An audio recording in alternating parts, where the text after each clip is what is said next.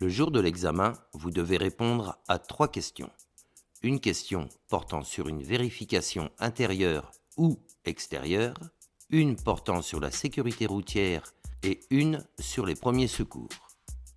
La vidéo ici présente concerne uniquement les questions de premiers secours. Pour le choix de celle-ci, l'inspecteur se référera aux 2 derniers chiffres du totaliseur kilométrique. Par exemple, ici, il vous posera la question numéro 93. Comment et pourquoi protéger une zone de danger en cas d'accident routier? Il faut délimiter clairement et largement la zone de danger de façon visible pour protéger les victimes et éviter un suraccident. En cas de panne ou d'accident, quel équipement de sécurité doit être porté avant de quitter le véhicule? Il faut porter le gilet de haute visibilité avant de sortir du véhicule.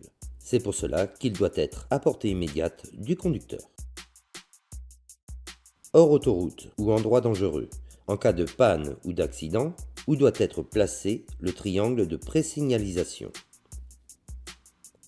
Il doit être placé à une distance d'environ 30 mètres de la panne ou de l'accident, avant un virage ou un sommet de côte.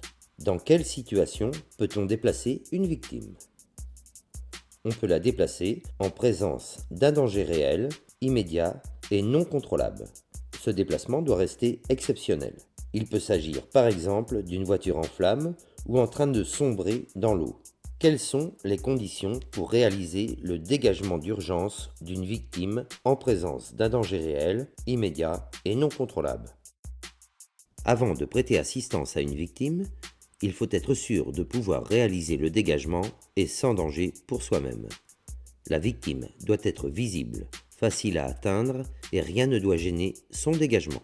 Si un dégagement d'urgence de la victime est nécessaire, où doit-elle être déplacée? Elle doit être déplacée dans un endroit suffisamment éloigné du danger et de ses conséquences.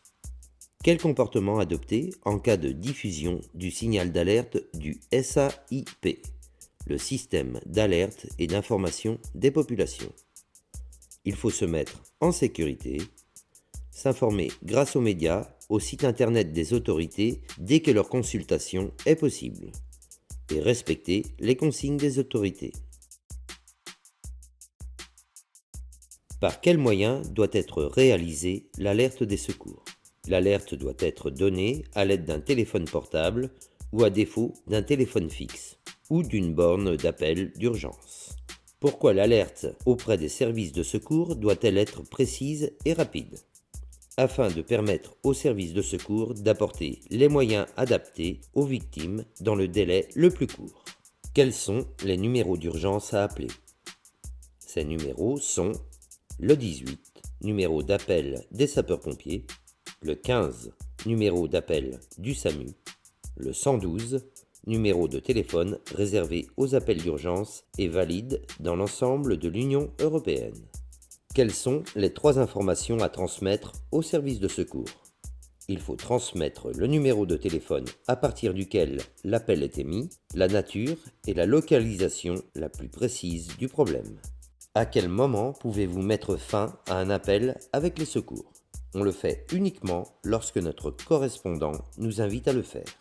Sur autoroute, comment indiquer avec précision les lieux de l'accident depuis un téléphone portable? Il faut indiquer le numéro de l'autoroute, le sens de circulation et le point kilométrique. Quel est l'objectif du signal d'alerte et d'information des populations? Le SAIP. L'objectif étant d'avertir la population d'un danger imminent ou qu'un événement grave est en train de se produire. Il peut s'agir d'un nuage toxique créé par un accident industriel. Comment est diffusée l'alerte émise par le SAIP? Elle est émise grâce aux sirènes, aux médias tels que Radio France et France Télévisions. Comment est composé le signal d'alerte du SAIP diffusé par les sirènes? Il se compose de 2 codes distincts.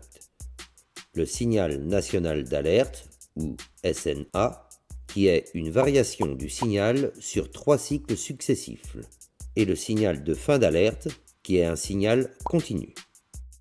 Lors d'un appel avec les services de secours, Pourquoi devez-vous attendre que votre correspondant vous autorise à raccrocher?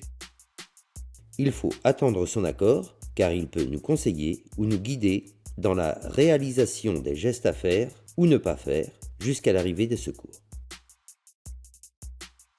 Qu'est-ce qu'une hémorragie? Il s'agit d'une perte de sang prolongée qui ne s'arrête pas. Elle imbibe de sang un mouchoir en quelques secondes. Quels sont les risques pour une personne victime d'une hémorragie? Cela risque d'entraîner pour la victime une détresse circulatoire ou un arrêt cardiaque. Comment arrêter une hémorragie? On peut l'arrêter en appuyant fortement sur l'endroit qui saigne avec les doigts ou avec la paume de la main en mettant un tissu propre sur la plaie. Qu'est-ce qu'une perte de connaissance? C'est lorsque la victime ne répond pas et ne réagit pas, mais respire. Quels sont les risques pour une personne en perte de connaissance allongée sur le dos? Il y a un risque d'arrêt respiratoire et d'arrêt cardiaque. Citez les 3 manières d'évaluer l'état de conscience d'une victime. On peut lui poser des questions simples. Comment ça va? Vous m'entendez? Lui secouer doucement les épaules et lui prendre la main en lui demandant d'exécuter un geste simple. Serrez-moi la main. Comment vérifier la respiration d'une victime? On regarde si le ventre et la poitrine se soulèvent et si on sent de l'air à l'expiration. Quel comportement adopter en présence d'une victime qui ne répond pas et ne réagit pas, mais respire? Ou en perte de connaissance. Il faut la placer en position stable sur le côté ou position latérale de sécurité, PLS. Puis, il faut alerter les secours et surveiller la respiration de la victime jusqu'à l'arrivée des secours. Dans quel cas peut-on positionner une victime en position latérale de sécurité, PLS? On le fait si la victime ne répond pas, ne réagit pas et respire. Qu'est-ce qu'un arrêt cardiaque? C'est lorsque le cœur ne fonctionne plus ou fonctionne d'une façon anarchique. Quel est le risque principal d'un arrêt cardiaque sans intervention des secours? Le risque est la mort de la victime qui survient en quelques minutes. Pourquoi faut-il pratiquer immédiatement une réanimation cardio-pulmonaire sur une victime en arrêt cardiaque? Car les lésions du cerveau consécutives au manque d'oxygène surviennent dès la première minute.